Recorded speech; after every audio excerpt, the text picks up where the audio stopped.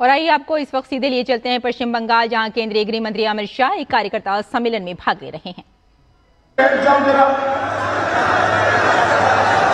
Media वाले set करके नीचे बैठ जाओ।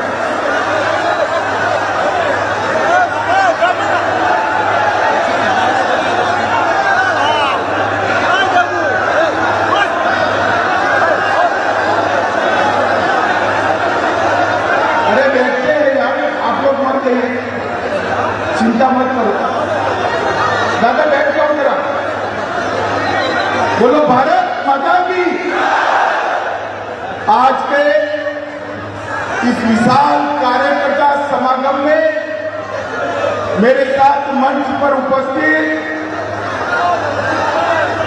पश्चिम बंगाल भारतीय जनता पार्टी के अध्यक्ष और मेरे मित्र श्री समीर भट्टाचार्य जी, भारतीय जनता पार्टी के वरिष्ठ नेता, पश्चिम बंगाल विधानसभा में विपक्ष के नेता, हम सबके प्रिय श्री शुभेंदु अधिकारी जी, भारत सरकार में मंत्री श्रीमान शांतनु ठाकुर जी, बहन देवश्री चौधरी जी, श्रीमती लोकेश चटर्जी जी, श्रीमती तनुजा चक्रवर्ती, बैरकपुर के भूतपूर्व सांसद अर्जुन सिंह, हमारे प्रदेश उपाध्यक्ष अमिताभ रॉय जी, श्री प्रबल रहा जी, श्री फाल्गुनी पात्रा जी, श्रीमती बीवा मजमूदार जी, हमारे संगठन की जिम्मेदारी जिन पर है ऐसे संगठन मंत्री श्रीमान अमिताभ चक्रवर्ती जी, और आज इस विशाल कार्यक्रम में आए हुए प्यारे भाइयों बहनों और मेरे सभी देव तुल्य कार्यकर्ताओं को मेरा राम राम, मेरा प्रणाम। मित्रों, आज मैं जब बंगाल में आया हूं तब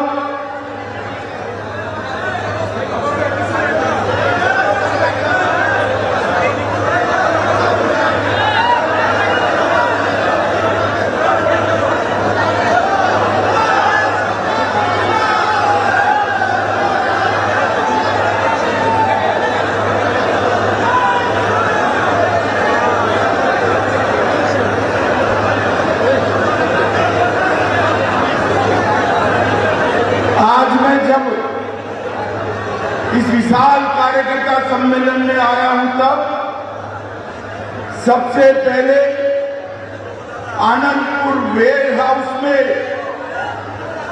मोमो फैक्ट्री में लगी हुई आग में मारे गए सभी श्रमिकों को श्रद्धांजलि देकर मेरी बात की शुरुआत करना चाहता हूं। ये जो अग्निकांड हुआ है ये कोई एक्सीडेंट नहीं है। जो एक आनंदपुर वेयर हाउस में अग्निकांड हुआ है वो ममता बनर्जी सरकार के भ्रष्टाचार के चलते हुआ। मैं इसके बारे में बाद में बात करूंगा, मगर मैं शक्ति की भूमि बंगाल को प्रणाम करता हूं। काशीपुर आश्रम, श्री रामकृष्ण सेवा आश्रम, श्री हरिचंद ठाकुर मंदिर और मां बोरो मंदिर की पवित्र माटी को भी प्रणाम कर मेरी शुरुआत करता हूं। भाइयों बहनों, ये जो वर्ष है वंदे मातरम का 150वां साल लिया।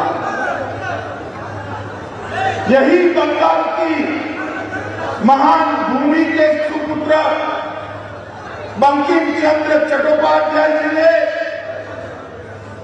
अंग्रेजों के खिलाफ आहट जगाने के लिए वंदे मातरम की रचना, और वंदे मातरम की रचना देखते देखते देखते गीत आजादी का नारा बना। गुरु टैगोर ने जब इसको गाया, पूरे भारतवर्ष में आजादी प्राप्त करने वाले सभी लोगों ने वंदे मातरम को आजादी का नारा बनाने का काम किया। और मित्रों, आजादी का नारा बनाने का काम किया। और मित्रों, जितने भी लोग आजादी के संघर्ष में शहीद हुए, जितने भी लोग, जो भी शहीद फंदे पर लटका दिया गया, वो सभी के मुंह में अंतिम शब्द था वंदे मातरम। नरेंद्र मोदी जी की सरकार ने वंदे मातरम के 150 साल पूरे देश भर में मनाने का निर्णय किया है। ये फिर से एक बार बंगाल से उठा हुआ वंदे मातरम का नारा कश्मीर से कन्याकुमारी और गुजरात से बंगाल तक पहुंचाने का निर्णय हमारे नेता नरेंद्र मोदी जी ने किया है। नरेंद्र मोदी जी ने। मगर विडंबना देखिए, जिस वंदे मातरम का उद्भव बंगाल की माटी से हुआ, बंकिम चंद्र चट्टोपाध्याय ने किया, वो ही वंदे मातरम पर जब पार्लियामेंट में चर्चा हो रही थी, ये ममता बनर्जी के सांसद वंदे मातरम पर चर्चा का विरोध कर रहे थे। मुझे बताओ कार्यकर्ता भाइयों बहनों, वंदे मातरम का विरोध ये बंगाल की भूमि सहन कर सकती है क्या? अरे जोर से बोलिए, कर सकती है क्या? बंगाल के जन जन तक, हर एक मतदाता तक, हर एक नागरिक तक ये संदेश लेकर जाना है कि वोट बैंक की तुष्टीकरण के कारण घुसपैठियों को खुश करने के लिए ममता बनर्जी और तृणमूल कांग्रेस वंदे मातरम का विरोध कर रही है।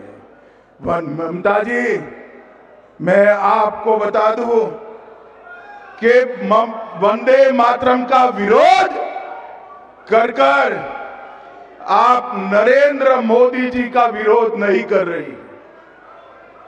वंदे मातरम का विरोध कर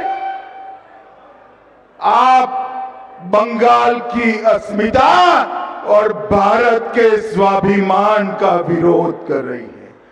सभी कार्यकर्ता भाई बहन मुझे बताएं, बंगाल की अस्मिता का विरोध बंगाल की जनता सहन कर सकती है क्या? अरे जोर से बोलो, कर सकती है क्या? मैं आज बंगाल की जनता को अपील करने के लिए आया हूं कि बंगाल की अस्मिता का विरोध करने वाली तृणमूल कांग्रेस को अगले चुनाव में मूल समेत उखाड़ कर फेंक दीजिए और यहां एक राष्ट्रभक्तों की सरकार लाइए। मैंने शुरुआत में कहा, आनंदपुर में लगी आग ये कोई हादसा नहीं है। 25 लोगों की जान गई है, 27 लोग लापता है। और ये कांड क्यों हुआ? ये जो मोमो फैक्ट्री के मालिक है, उसमें किसका पैसा लगा है? ये मोमो फैक्ट्री के मालिक किसके नजदीकी है?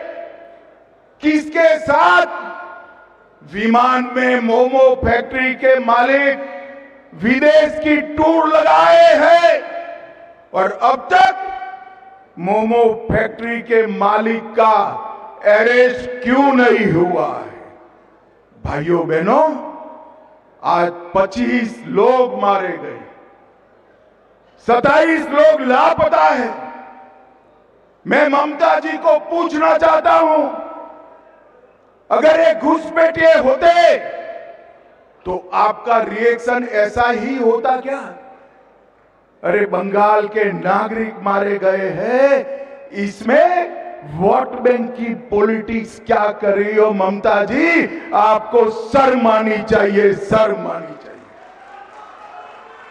और मैं आज यहां से बंगाल की मुख्यमंत्री को मांग कर रहा हूं कि इस हादसे की तटस्थ जांच, न्यायिक जांच करानी चाहिए और सबसे पहले इसके लिए जिम्मेदार लोग जो है उनको जेल की सलाखों के पीछे डालना चाहिए। मुझे शुभेंदु जी बता रहे थे, समीक भाई बता रहे थे, परिवार को वो मिलने गए, हमारे कार्यकर्ताओं ने विरोध किया, उन पर पुलिस ने बर्बरता की। मगर ये ममता जी, आपकी पार्टी का और आपकी सरकार का भ्रष्टाचार अब छिप नहीं सकता। आनंदपुर वेयर हाउस का अग्निकांड, ममता जी चीख चीख कर कहता है कि अग्निकांड में आपके लोग शामिल हैं। 32 घंटे बाद कोई मंत्री वहां पहुंचता है, पर्यावरण का एनओसी नहीं है, वेटलैंड पर गोडाउन बना है, गोडाउन बाहर से बंद था या खुला था? बंद था तो क्यों बंद कर दिया गया था? अंदर लोग जलते रहे, मरते रहे, चीखते रहे, बाहर नहीं आ पाए। और मैं आज ममता जी को कहने आया हूं, पर्दा डालना है तो डालो ममता जी, पर्दा डालना है तो डालो। अप्रैल के बाद भाजपा सरकार आएगी और अग्निकांड के आरोपियों को चुन चुन कर हम जहर की सलाखों के पीछे। भाइयों बहनों, हर तरह से बंगाल में एडमिनिस्ट्रेशन समाप्त हो गए। ये 2026 का साल टीएमसी को टाटा बाय बाय कहने का साल है, टाटा बाय बाय कहने का। बंगाल की जनता टीएमसी को कम्युनिस्टों से मुक्ति पाने के लिए आई और टीएमसी ने तो कम्युनिस्टों को भी अच्छा कहलाने का काम कर दिया। यहां कटमनी, भतीजे की दादागिरी, पुलिस का दुरुपयोग और घुसपैठ एक इंडस्ट्री बना हुआ है। भाइयों बहनों, मैं घुसपैठ के लिए बाद में बात करूंगा, मगर गत समय जब मैं आया, मैंने कहा बंगाल में प्रचंड बहुमत से बीजेपी की सरकार बनने वाली। मुझे बताओ, आप सभी लोग, प्रचंड बहुमत से बीजेपी की सरकार बनने वाली है या नहीं बनने वाली है? अरे जोर से बोलो, बनने वाली है या नहीं बनने वाली? ये ममता बनर्जी मेरा मखौल उड़ा रही थी। ममता दीदी, जब प्रभु श्री राम ने राम सेतु बनाया, तब रावण ऐसा ही मानता था कि इस प्रकार से मुझे कोई हरा सकता है क्या? मैं आपको बताता हूं, 2014 में हमें सिर्फ 2 सीट मिली थी। 2019 में 41% वोट और 18 सीटें मिली। 2024 में 39% वोट मिला है और 2021 की विधानसभा में 38% वोट और 77 सीटें लेकर शुभेंदु अधिकारी हमारे विपक्ष के नेता बने हुए विपक्ष के नेता। ममता दीदी, अब हमें तो 38% से 45% का जंप लगाना है। आप एक बार देखना, भारतीय जनता पार्टी का वोट शेयर 50% से ज्यादा होने वाला है और प्रचंड बहुमत से हमारी सरकार बनने वाली है। भाइयों बहनों, आज मैं आप सभी को कहने आया हूं, 2024 में 3 दशक के बाद पहली बार हमारे नेता नरेंद्र मोदी जी लगातार तीसरी बार इस देश के प्रधानमंत्री बने हैं। 24 में ही हमने आंध्र में सरकार बनाई, ओडिशा में पहली बार सरकार बनाई, अरुणाचल में तीसरी बार सरकार बनाई, 25 में हरियाणा, महाराष्ट्र और दिल्ली में 30 साल के बाद सरकार बनाई और 25 का अंत आते आते बिहार में भी प्रचंड बहुमत के साथ भारतीय जनता पार्टी और एनडीए की सरकार हुई और 26 में केरल में त्रिवेंद्रम कॉरपोरेशन पहली बार बीजेपी जीता और मुंबई कॉरपोरेशन और सारे महाराष्ट्र के म्युनिसिपल कॉरपोरेशन में ये ममता दीदी के इंडी अलायंस का सुपड़ा साफ हो गया, सुपड़ा साफ। बंगाल वालों, अब बारी बंगाल की है। मां, माटी और मानुष का नारा देकर ममता बनर्जी सत्ता में आई। यहां पर मां असुरक्षित, महिलाओं की सुरक्षा का कोई ठोर ठिकाना नहीं। माटी, भूमि घुसपैठिए हजम कर गए हैं और मानुष ममता की सिंडिकेट से परेशान है। मां, माटी और मानुष तीनों की रक्षा करनी है तो वंदे मातरम का सम्मान करने वाला कमल फूल का भारतीय जनता पार्टी का सरकार बनानी पड़ेगी। भारतीय जनता पार्टी की सरकार बनानी। भाइयों बहनों, बंगाल में इस बार सरकार बनाना सिर्फ पश्चिम बंगाल के लिए जरूरी नहीं। मैं ये कार्यकर्ता सम्मेलन के माध्यम से बंगाल की जनता को कहने आया हूं, पश्चिम बंगाल में जिस तरह से घुसपैठ चल रही है, पश्चिम बंगाल से हो रही घुसपैठियों की ये फौज केवल पश्चिम बंगाल नहीं, पूरे देश के लिए सुरक्षा का एक बहुत बड़ा सवाल बना है। मुझे बताओ कार्यकर्ता भाइयों बहनों, घुसपैठियों को रोकना चाहिए या नहीं रोकना चाहिए? अरे जोर से बोलो, रोकना चाहिए या नहीं रोकना चाहिए? ये ममता दीदी कहती है कि केंद्र सरकार क्या करे। मैंने पार्लियामेंट में जवाब दिया था कि बाड़ लगाने के लिए, फेंसिंग करने के लिए ममता बनर्जी आप हमें जगह नहीं दे रही, भूमि नहीं दे रही हो, इसके कारण फेंसिंग पूरी नहीं होती।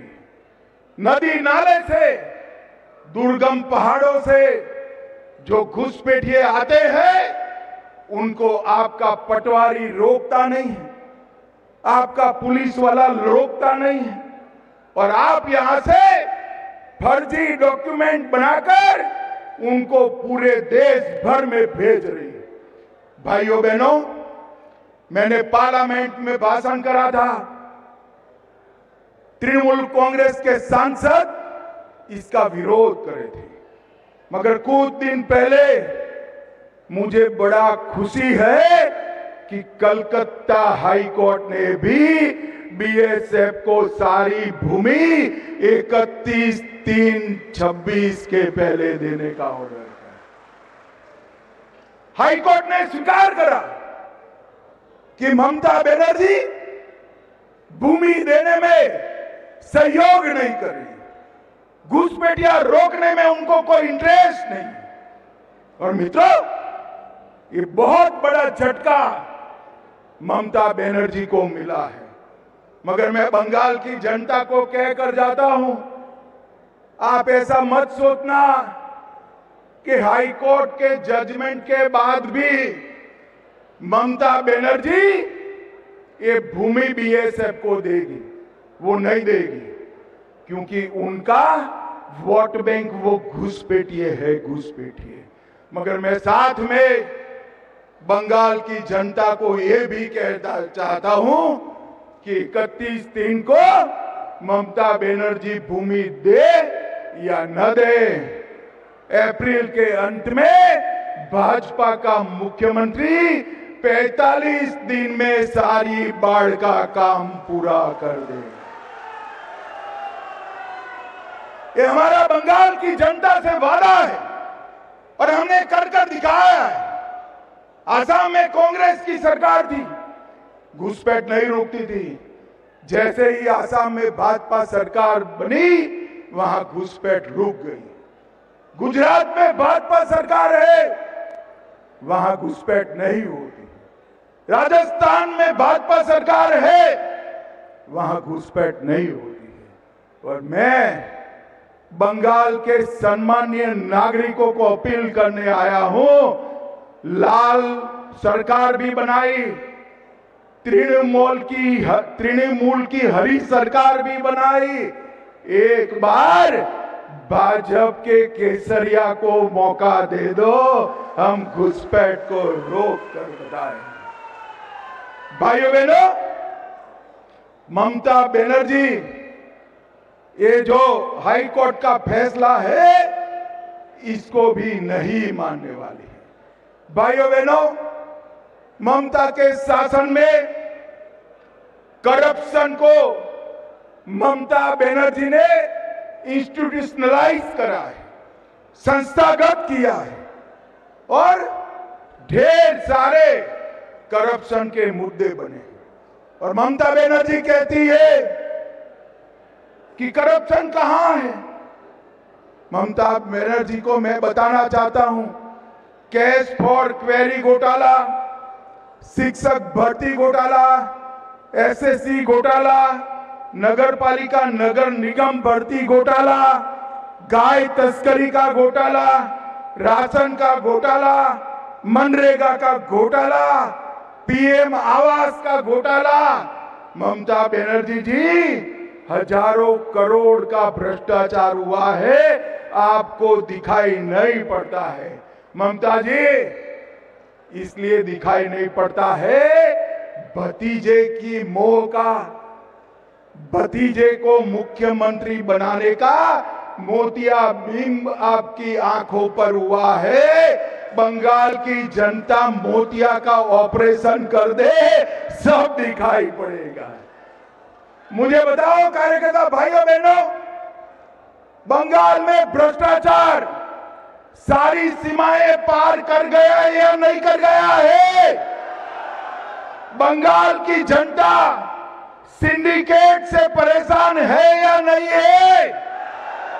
जनता के विकास का रुपया तृणमूल के गुंडों के हाथ में जाता है या नहीं जाता है? ऐसी सरकार चलनी चाहिए क्या? जोर से बोलो, चलनी चाहिए।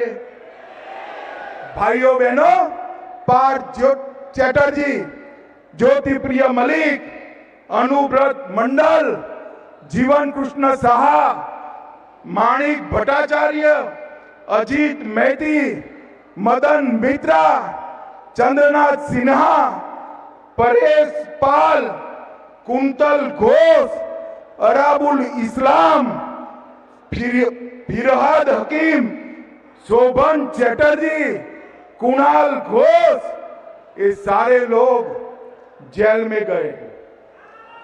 मैं आज अरे यार, बाकी का काम सरकार बना दो, अपने आप पूरा हो जाएगा, आप चिंता मत करिए। भाइयों बहनों, आज मैं ममता जी को चैलेंज देकर जाता हूं, आप में अगर हिम्मत है, आप भ्रष्टाचार का विरोध कर रही है, तो इन लोगों को टिकट न देने की हिम्मत करके बताना, टिकट न देने की। वो नहीं कर पाएगी। अगर इन लोगों को टिकट नहीं दिया, अनुव्रत मंडल, पार्थ चैटर्जी, अजीत मैती, मदन मित्रा, कुंतल घोष, हकीम, इनको टिकट नहीं दिया तो वो भतीजे का नाम उगल देंगे, भतीजे का नाम उगल देंगे। मगर मैं आज बंगाल की जनता को कहकर जाता हूं कि हम भारतीय जनता पार्टी की सरकार बनने के बाद सुप्रीम कोर्ट के एक जज की अध्यक्षता में सारे भ्रष्टाचार की जांच कराएंगे और एक एक करप्ट व्यक्ति को चुन चुन कर जेल में डालने का काम करेंगे। भाइयों बहनों, ये कार्यकर्ता सम्मेलन है। हमारे मोदी जी ने बंगाल के विकास के लिए कोई कसर नहीं छोड़ी है। अभी सुबह ही शुभेंदुदा बता रहे थे 12 ट्रेनें नई दी है और लगभग 10 लाख करोड़ से ज्यादा रुपया 10 लाख करोड़ से ज्यादा रुपया हमने बंगाल सरकार को दिया। मुझे बताओ भाई, कुछ आपके गांव में आया है क्या? अरे जोर से बोलो, आया है? और जोर से बोलो, आया है? ये कहां गया? ये सारा पैसा जो नरेंद्र मोदी जी भेज रहे हैं, ये तृणमूल कांग्रेस की सिंडिकेट के पेट चढ़ गया है। मैं आपको वादा कर जाता हूं, बंगाल के लोगों को वादा कर जाता हूं, एक भाजपा सरकार बना दीजिए, मोदी जी 1 रुपया भेजेंगे, पूरा का और पूरा रुपया बंगाल के गांव और गरीब तक पहुंचेगा, कोई कट नहीं। भाइयों बहनों, हम सब कार्यकर्ता हैं। बंगाल ने चुनाव के रैगिंग में ममता बनर्जी की पार्टी ने हमारे 60 से ज्यादा कार्यकर्ता मारे गए, सैकड़े लोग घायल हुए, कई लोगों के घर जल गए, कई लोग गलत केस में जेल में बंद है। मैं आज बंगाल भारतीय जनता पार्टी के हर कार्यकर्ता को ये कहने आया हूं, हम सब हमारे जो शहीद हुए हैं वो कार्यकर्ता को याद करें और इस चुनाव में आज से लेकर काउंटिंग तक एक एक पल कमल निशान को समर्पित करें और बंगाल में पहली बार भारतीय जनता पार्टी की सरकार। श्यामा प्रसाद मुखर्जी जी ने भारतीय जनसंघ की स्थापना की। मुखर्जी जी इसी बंगाल की माटी से निकले, उन्होंने पश्चिम बंगाल को बचाया, वरना पश्चिम बंगाल बांग्लादेश का हिस्सा होता। उन्होंने कश्मीर को बचाया, कश्मीर के लिए जान दे दी। आज श्यामा प्रसाद मुखर्जी की पार्टी देश में 21 राज्यों में सरकार बना चुकी है, मगर मैं आपको बताता हूं, मुझे 21 राज्यों से कोई संतोष नहीं है। पूरा देश भर का कार्यकर्ता और हमारे नेता नरेंद्र मोदी संतोष के साथ तभी मुस्कुराएंगे जब 22वां राज्य मेरा बंगाल हो जाएगा तब। और यही श्रद्धांजलि होना चाहिए हमारे कार्यकर्ताओं की शहीदगी की, यही कार्यांजलि होना चाहिए हमारे कार्यकर्ताओं के परिवारों को, और यही श्रद्धांजलि होना चाहिए महान श्यामा प्रसाद मुखर्जी जी को। और ये करने की जिम्मेदारी हम सब की। बंगाल में वंदे मातरम के 150वें साल में वंदे मातरम के स्पिरिट को देश भर में पहुंचाने वाली भारतीय जनता पार्टी की सरकार बने, ये हम सबका लक्ष्य होना। भाइयों बहनों, ममता बनर्जी जी हमारे मतुआ समाज के, नाम शूद्र समाज के लोगों को डरा रही है। शांतनु जी बार बार मुझे फोन कर रहे हैं, मैं सार्वजनिक कार्यक्रम में कहकर जाता हूं, मतुआ समाज और नाम शूद्र समाज को डरने की कोई जरूरत नहीं है। आपके वोट को ममता बनर्जी छू नहीं सकती। और एसआईआर का विरोध ममता दीदी जितना करना है इतना कर लो। एसआईआर ये न्यायिक तरीके से चल रहा है। हम चुनाव आयोग का समर्थन कर रहे हैं। मतदाता सूची से घुसपैठियों को निकालना ही पड़ेगा, और जो बचे कुचे रह जाएंगे वो भाजपा का सीएम आकर निकाल देगा। मित्रों, भाजपा का सीएम आकर निकाल देगा। मुझे बताओ, आप सभी लोग